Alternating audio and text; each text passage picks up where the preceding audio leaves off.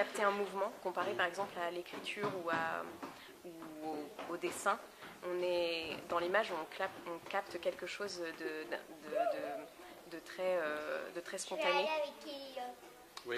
C'est ce que j'avais envie de montrer dans mes photos.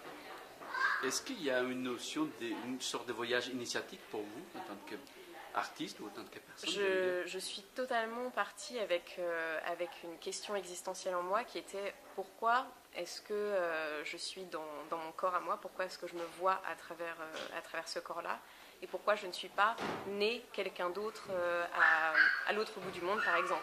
Donc je pense que cette question m'habite depuis que je suis toute petite, et le fait de voyager me permet de répondre à cette question, sans doute. Et ça amène énormément de réponses, en tout cas. Et comment faites-vous pour véhiculer cet état d'esprit ou ce type de réponse que vous avez peut-être trouvé aujourd'hui à travers ces photos? La première chose, c'est que j'observe beaucoup.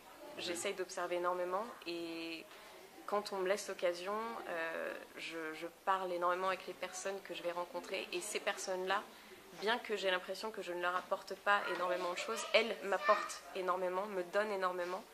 Et ce que j'ai voulu faire en prenant ces photos, c'est sans doute tout simplement témoigner de ce qu'elles m'ont apporté, et en tout cas de leur histoire. Et c'est raconter une histoire, en fait. J'aime raconter des histoires, mais là on a des histoires vraies, et on les a sous les yeux. Et pour moi, c'était très important de pouvoir capter et pouvoir rendre hommage à ces gens qui m'ont tant donné, et puis de les ramener avec moi finalement un petit peu.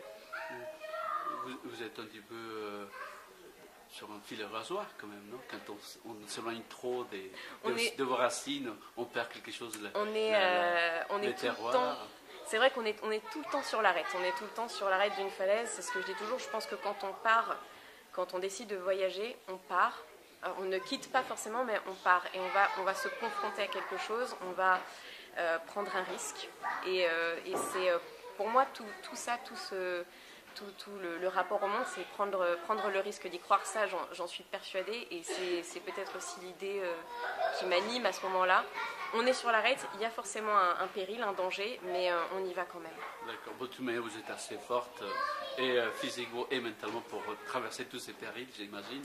Donc voilà, on va découvrir votre conférence tout à l'heure, qui est intitulée comment La conférence s'appelle de la même manière Le rapport au monde. Voilà, donc on va avoir plaisir de l'écouter. Et puis j'imagine qu'un certain nombre de vos œuvres vont être disponibles sur Internet.